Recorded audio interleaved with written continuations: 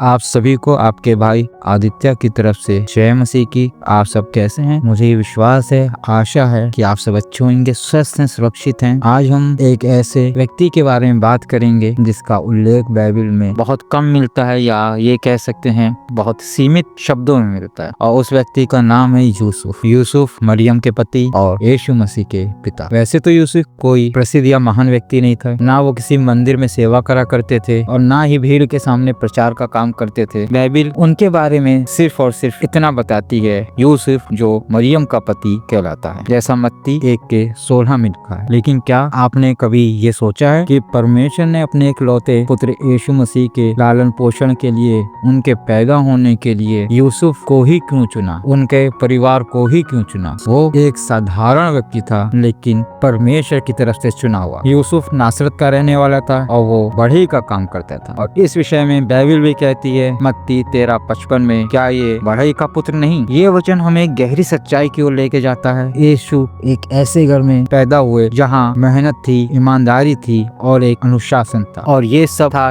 यूसुफ की वजह से, क्योंकि परमेश्वर ने यूसुफ को चुना हुआ था एक नए इतिहास की रचना करने के लिए। जब यूसुफ की मरियम से मंगनी हुई, उस समय और आज के समय में मंगनी का अर्थ बहुत बदल गया है। आज के समय में लोग मंगनी को, एंगेजमेंट को कोई ज्यादा महत्व नहीं देते, लेकिन उस समय में, बाइबल के समय में, मंगनी लगभग विवाह के बराबर मानी जाती थी, जैसा मत्ती 1:18 में लिखा हुआ है। मरियम की मंगनी यूसुफ से हो चुकी थी, अर्थात वह कानूनी रूप से पति पत्नी माने जाते थे। अलग होना केवल तलाक से ही संभव था, और तलाक लेना उस समय में संभव नहीं था। एक खबर और एक सूचना जिसने यूसुफ के जीवन को हिला दिया। कई बार हम लोग के जीवन में भी ऐसा समय आता है कि हमको ऐसी सूचना मिलती है, ऐसी खबर मिलती है जिसके बारे में कभी हम लोग ने सोचा भी नहीं होगा, या कुछ असंभव सा लगता होगा कि ऐसा नहीं हो सकता है। तो वही हाल उस समय यूसुफ का भी था, और तभी मरियम गर्भवती पाई गई, विवाह से पहले और पवित्र आत्मा के द्वारा, जैसा मत्ती 1:18 में लिखा है।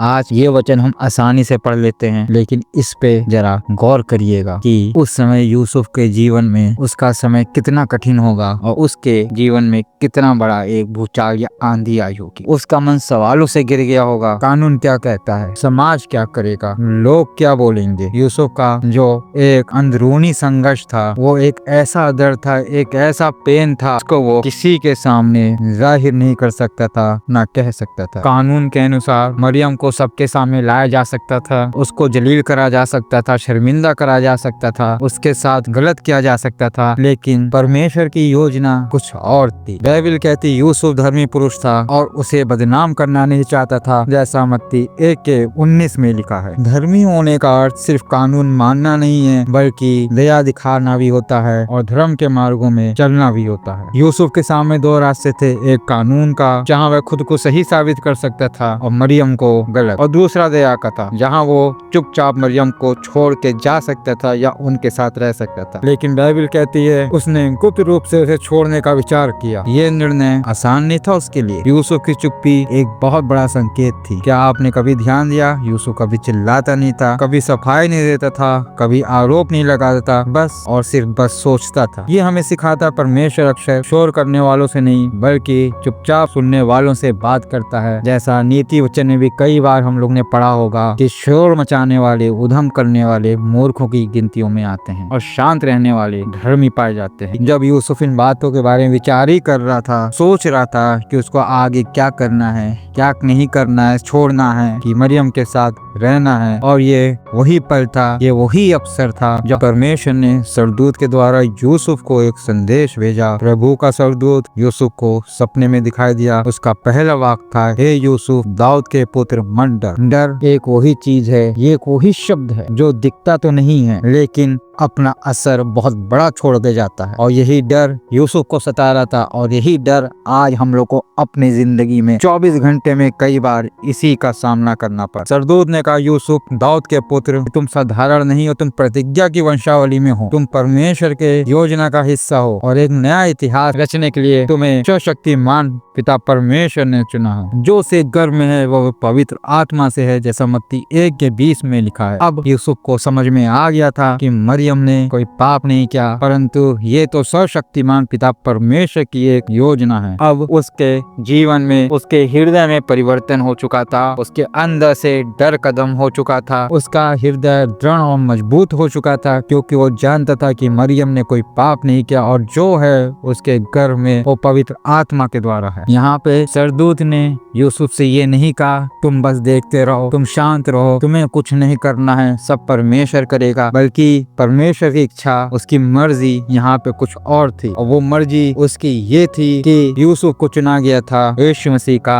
नाम रखने के लिए। जैसे सरदूत ने कहा तू उसका नाम यीशु रखना, नाम रखना ये एक अधिकार है, ये एक जिम्मेदारी का चिन्ह है। यूसुफ को कानूनी पिता माना जाता है और जैसे ही यूसुफ अपनी नींद से जगा, उसने वैसे ही किया जैसे परमेश्वर के सरदूत ने कहा था। कोई सवाल नहीं, कोई देरी नहीं, क्योंकि हेरोदेस ने छोटे बच्चों को मरवाना शुरू कर दिया था। रात में ही उसको आदेश मिला परमेश्वर की तरह से, उठ बालक और उसकी माता को ले और मिस्र की ओर भाग जा। यूसुफ उठा, रात को ही चल दिया, बिना सोचे बिना समझे कि आगे मेरे जीवन में, मेरी जिंदगी में, आने वाले बच्चे की जीवन में और मरियम की जिंदगी में क्या होगा, क्योंकि उसका विश्वास परमेश्वर के ऊपर था। उसने सुबह का इंतजार नहीं किया, ना कोई तैयारी की, ना कोई शिकायत की, ना कोई योजना बनाई। उसने सब कुछ छोड़ा, अपना घर, अपना काम, अपना देश, पर एक चीज उसने कभी नहीं छोड़ी, वो थी परमेश्वर की आज्ञा, जिससे वो अति प्रेम करता था। बाद में उसने एक गुमनाम जीवन जिया। यूसुफ नासरत में आकर बसे, एक छोटा सा नगर, कोई महल नहीं, कोई ठाट बाट नहीं, कोई प्रसिद्धि नहीं, एक आम जीवन। अब आप सोचिए, अगर हमारे पास थोड़ा सा पैसा या कोई शोहरत आती है तो हम अपने आलीशान जीवन ठाट बाट को सोचते हैं, लेकिन यूसुफ जिसने घर में यीशु मसीह का जन्म हुआ, जो दुनिया को बचाने के लिए आए, सर्वशक्तिमान पिता परमेश्वर के इकलौते पुत्र का जन्म हुआ, वो एक गुमनामी का साधारण सा जीवन जी रहे थे और यहीं से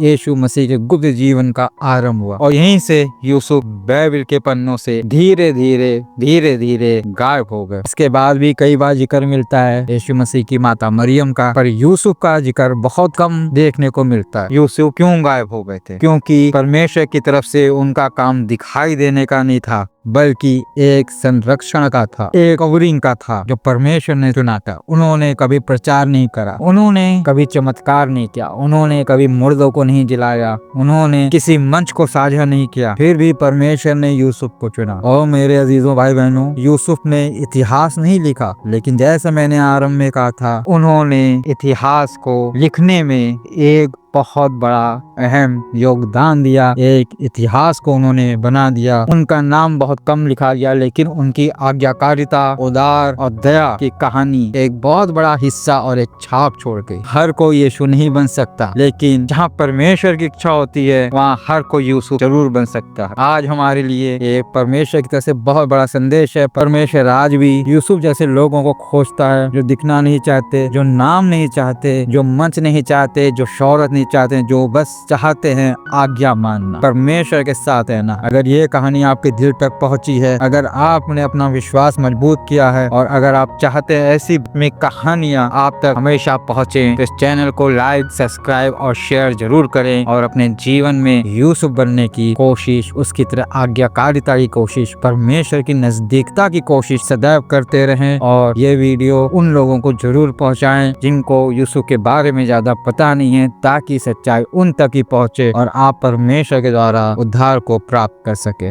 आप सभी को आपके भाई आदित्य की तरफ से जय मसीह की।